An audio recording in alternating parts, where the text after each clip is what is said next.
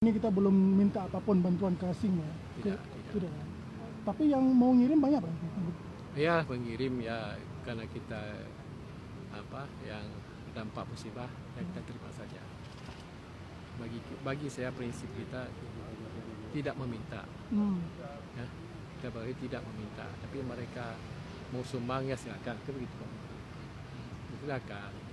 Tapi pemerintah kan masih bingung, ini mau nerima atau tidak nih kan masih belum ada keputusan. Itulah kita harapkan kepada pimpinan kita supaya ada satu pernyataan ya, baik tulisan maupun lisan, supaya kita tidak salah sikap. Dengan kita bertengkar di lapangan tidak ada maknanya.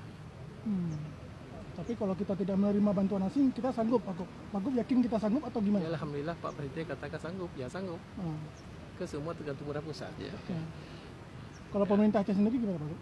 Ya terserah aja, kita mana yang terbaik untuk masyarakat.